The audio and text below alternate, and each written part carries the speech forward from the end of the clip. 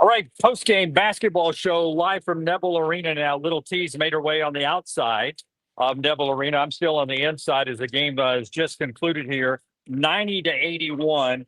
Historic for the Florida basketball program. It's the first time in their school's history they've gone on the road and beat the AP number one team in the country. They did it today. They're now 1-7 all time against the nation's number one team. And Little T, I'll give it to you for your first reaction of what went on today for this Auburn basketball team. I mean, I knew that they were going to lose at some point. Everyone knew they were going to lose at some point. They weren't going to walk away from the SEC play unbeaten. And Walter Clayton Jr. went off. He couldn't miss a shot. I mean, I don't really know what to say. They were going to lose. I'm not concerned about it. Something that stood out to me on Auburn's behalf was free throw shooting, rough. And this is something that over the past 3 or 4 games, I would say has been a little problematic, is they're missing layups, Auburn.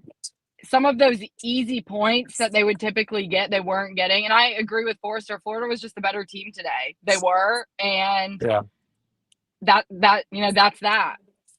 Yeah, I would say that the missing of the free throws there was a lot of contact at the rim. And it was one of those games where not an officiating advantage one way or the other. I'm not saying that. I'm just saying there was a lot of contact. So a lot of those missed shots at the rim was having to fight through, contact. And that makes what looks to be easy on television or in person here in Neville Arena a lot more difficult. To me, the game decided when it was a 23-7 run to end the first half. 5 minutes, 32 seconds. They go on a 23-7 run to take it into the locker room.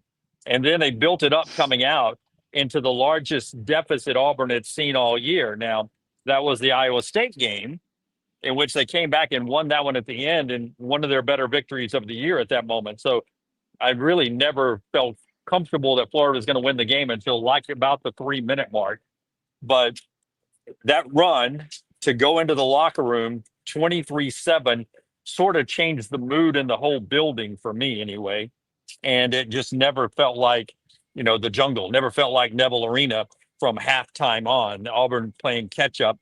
In fact, Broome on the bench for an extended period of time in the second half. And so was Chad Baker-Mazara. So the numbers are a little skewed there, but those are the two things that stood out for me was that 23-7 run right before the half that sort of gave Florida all the confidence. And it's like you said, Little T, you have good shooting nights and sometimes you have great shooting nights, and the numbers leveled off late in the game that kept Auburn sort of on that fringe of getting back into it. But when they built their lead up to double digits, they were hitting logo shots. They were hitting a ton of shots. And there's nothing that surprises me about this Florida team. Justin Hokanson walking by right there, and Hoke and I were talking pregame that we believe both of these are Final Four type teams. Didn't shy away from that even when Tennessee beat this Florida team. I trust this Florida team more than I do that Tennessee team on making it to the Final Four. Auburn's a Final Four team. We'll see what Alabama is down the road. A lot of people believe they have a chance to be a Final Four team. There's a lot of good teams in this league, and Florida is one of them as they come into this place and get the win today. So, like you said, it's in this league, you're going to lose the game. I don't think you thought it was going to be at home by this margin, the way it looked today, 90-81. Let's get some comments here. Give me another point you have off your sheet, and we'll start rolling through some comments here. In the first half, more so than the second, something that stood out to me was Florida was getting wide open threes. I don't know what was happening, if it was miscommunication on Auburn's part defensively. Sorry, y'all. I'm getting over a little sickness, so I'm a little congested right now. But they were getting wide open threes, and I don't know if it was a communication error or what, but that is something that stood out to me. I was like, why does this guy have 3 seconds to get a shot off and no one is anywhere close to him? Let's run through some comments, react to this. Landmine Believer says, to do that at Auburn without Elijah Martin was extremely impressive. Elijah is one of their actually more physical guards.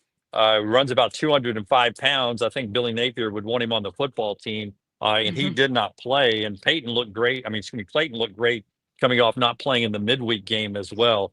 Yeah, when you come into this place and you beat this team, it is a grown man's work, as I tweeted at halftime. And that's what you got tonight. NH3245 lost by 9 and missed 9 free throws. You can't miss that kind of free throws. Some of that was Dylan Cardwell. That was He's a not a great free Cardwell. throw Yeah, shooter. yeah. In fact, I have had some basketball people tell me that they would absolutely, when he's on the floor, slow the game down and just send a intimidator in there, or somebody that could waste 3 or 4 fouls and send him to the free throw line. You mentioned Forrester earlier, our own team here saying Florida was just better today. Hats off to them. Again, it's a basketball team that I think can win a national championship when they're healthy. They've got.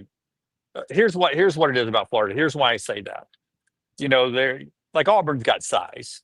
There are other teams that have size. What makes Florida so good is that their size is also so athletic. They're good defensively, moving their feet. They've got the height. They can rebound it. They can score it. They can shoot the threes. They are very, very athletic bigs. And that's why this Florida team, even back to last year when we were in Nashville, was so fun to watch. Cindy, offensive rebounds and 3-pointers worked in Florida's favor today. They did work the boards. I'll tell you one thing that went Auburn's way, little T, was when Dylan did miss a free throw, and Jay Billis mentioned this on the broadcast. I think Auburn had 9 points off of their own missed free throws. So really, when you're talking about missed free throws, it was sort of made up by offensive rebounds sometimes that led to a Miles Kelly 3 in the corner one time, or a putback here or there. So that ended up being a little bit of a wash when it was all said and done. Kian says fan base got a wake up call today. I was talking to an Auburn fan on my way back up from where I was watching the game to our venue up top here. And one said, I sort of wanted to lose a game before the Alabama game. If we were going to lose one, wanted to be before the Alabama game, so they'd be more focused for that game in Tuscaloosa. He said he would have preferred it to be in Nashville coming up in this midweek game. Hunter says, we good. Walter Clayton had the game of his life. We'll bounce back. He thinks Auburn will be okay. That's just it. Here's the key. You tell me what you think of this, team. You don't want this loss here to turn into a loss midweek at Vandy. And then you go into the Alabama game on a 2-game losing streak. And then that turns into maybe another loss. And now you've lost 3 in a row. And then you feel different, right? You got to flush this one pretty quick, right? Yeah, I mean, I don't have any concern of this loss being causing this team to spiral by any means. I think that this was worst case scenario for Vandy personally, because I wouldn't want to get any elite team coming off a loss. I think that this will motivate them. It will humble them a little bit. And it's a little bit of a reality check. Yeah. I will tell you, it was this good. How can I phrase this without? Okay, when it's the swagger that this team plays with, the Chad Baker Mazzara effect, the Janai Broom, the calling, the playing up to the jungle. There wasn't a whole lot of that today, even early on in the contest. It felt different. The team felt different today. I don't know why that was the case, and they just I don't know. They didn't have their swagger from the get-go. I don't know if they were tight. Maybe they were tight. They knew it was 6 versus 1. They knew it was going to be a big game, and maybe they were tight. I don't know. More reaction. I do want to point this out. Way early in the second half, Florida hit their 10th third-pointer. It was the first time Auburn's given up 10 3-pointers or more this season. So Auburn's defense looked so good against Oklahoma. Was not the case the other night. Robert says, in my opinion, next weekend just got even bigger because I think Bama goes down tonight. Alabama is on the road at Arkansas, and we'll have the post game coming up. So I don't know if it can get any bigger next week. But if both are coming off losses, I don't know. But I guess when you're talking about the SEC race, regardless, win or lose tonight for Alabama, that makes next week for first place. It was going to be that way anyway if both teams stayed unbeaten. It could be for an outright first place if that ends up being the case. Offense looks stagnant most of the game. I want you to react to this, Taylor. Offense looks stagnant. I wonder the impact on that question there of the fact that Todd Golden, their coach, learned so much from Bruce Pearl, played for him, coached under him. He and Steven are best friends. They like to run a lot of the same stuff. I wonder if you're a Florida player, you see a lot of the same stuff in practice that you are if you're an Auburn player. You know what I mean? Yeah, I mean, this is kind of something that Bruce Pearl talked about in a press conference earlier this season. He said the scouts are getting so good he was talking about the SEC as a whole. The scouts are getting so good that it was after one of the very close wins. It was a very small margin of victory. And he was saying, I think that a lot of games are going to start looking like this. They're going to be grittier. You kind of have to tough it out at the end because scouts are getting so good and everyone knows what everyone does. So games are going to get muddied up, dirtied up a little bit just because everyone is so familiar with the style of play that others are trying, that especially everyone in the league is trying to play. But in terms of the stagnant offense, I think they just looked a little frazzled tonight, if that makes sense. 21 and 2 Troy. Times. Yeah, to your point, 21 and 2 Troy said he thinks they were stagnant or frazzled at times because Florida was just more physical than Auburn today. Epic shooting performance, and that's just what it is. Did you think that? Did you think that Florida was more physical than Auburn today? Did you think that what? Sorry, can you repeat that? Did you think Florida was more physical than Auburn today? That's what 19 and 1 Troy was saying. He thought Florida was more physical. Yeah, I think so. I think that it was a lot more intentional physicality, if that makes sense. And I think Auburn got a little sloppy at points throughout the game. Yeah. AU Big Bob says, hopefully this humbles them. Come out looking like they would get handed the W and didn't have to earn it today. Sometimes it does. I go back to your athletic career a lot because you had more success than I did. Sometimes you start taking winning for granted. You just think sometimes you're going to go out there and you're going to win the game. And you forget how much you have to earn it, right? Yeah, and I don't necessarily know if they walked out thinking that they were going to win it, because something that they have talked about a lot is taking every opponent seriously. And I think it was Chaney Johnson, or no, it was Chris Moore after the Oklahoma game was asked about the opponent and kind of getting Oklahoma, which is rankings wise one of the lower tier teams within the conference, in relation to everyone else. And he was like, whoa. Before I even answer this question, there's no bad team or easy win in the conference. I don't necessarily know if they thought that. I think that, yeah, you have confidence. That's human nature when you keep winning, but it just seems like an off night, and that happens. And sometimes you can win when you're having an off night. Sometimes you don't. Jake says, Bama fan here, regardless of the loss, there's still a 2-game swing. It'll come down the SEC regular season to Auburn, Alabama, Texas A&M have got a big win today against Missouri on the road, and Florida. He thinks those 4 teams will be in the race. It has felt so much like it was going to be a 2-team race. And if with this loss today, still feels like a 2-team race because of the graphic you sent out.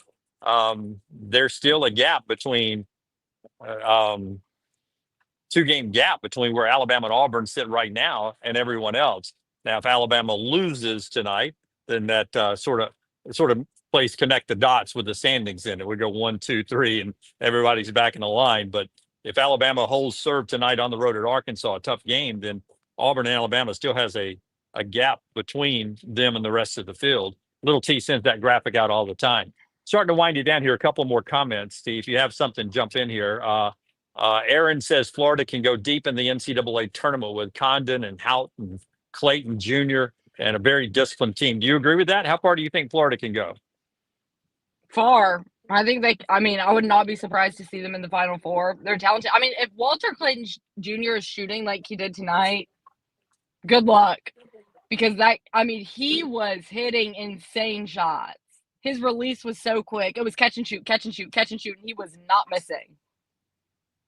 Yeah. Okay, I'm actually looking Tiger. at a stat line right now, and he was 4 of 8 from 3. Watching the game, it seemed like he made all 8 of the threes that he took. Yeah. Yeah, I will tell But you, he hit 4 of his first 5, so he missed the last 3 to look human. That's what it was. The first 5 he took, 4 of them went in, and I think one of them rattled out. So I think that was the part you were watching, and like 2 of them were from where the U starts to bend in the logo. Those were the most impressive ones today. yeah, Couple more thoughts here. Bobby from Homewood, Robert. Florida shot out of their minds, and Auburn didn't play well. Florida's offense play calling was brilliant because they had a ton of wide open looks. Auburn can learn from this and get better, and that's. I mean, it's again when you got 2 Final Four quality teams playing each other, somebody's going to win the game. Somebody's going to feel bad about losing the game. But when it's all said and done, you still have 2 Final Four teams or quality teams when you leave the arena tonight. Nothing changes with that. Timothy says we lost by 9 when it could have been so much worse. We knew a loss was coming at some point. There was at one point, little T, you can speak to that it did feel like that this could have ended up being a 20-point loss, not a 9-point loss. Yeah, and that's what I was going to say is I don't think that this is a bad loss.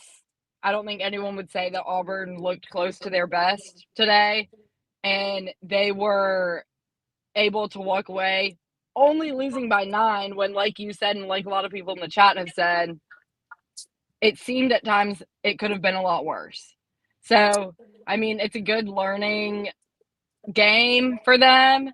And, I mean, you lost to the number 6 team in the country. Yeah, it was at home. That gives you an advantage, but I don't think this is anything to hang your head on. I think the most frustrating thing for the players and the coaches will be, look, we didn't play great, and we lost by 9. So that'll be frustrating, but it is what it is. That's what Cody said. Lost by 6 more. They made 6 more threes than Auburn, and Auburn lost by 9. Wouldn't be too concerned with this loss. And we'll leave it with that. The loss for the number 1 team in the country. It'll be interesting to see what the voters do because they were unanimous number 1. They've been there 4 weeks. Maybe they hold on to the number 1 ranking because Florida is only the number 6 team in the AP. But again, we're Ken Palm and the net kind of people.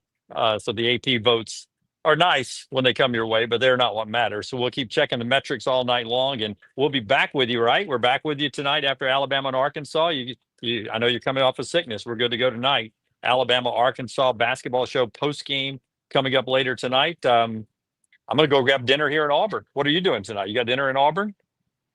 No, I have an engagement party. Oh, man. Yeah. Well, but they'll serve food, right? Yeah, I'm going to eat. I'm going to eat dinner. Okay, that's all I'm saying. Get some nutrients in you. Beat that illness, and then we'll see after Alabama, Arkansas tonight, right here on the platform from Neville Arena. Number 6 Florida 90-81 over number 1 Auburn, and a good chance we may see these 2 teams play each other in Nashville or maybe somewhere down the road in the big bracket. All right, little T. We'll see you in a little bit after Alabama, Arkansas. Good night, everybody.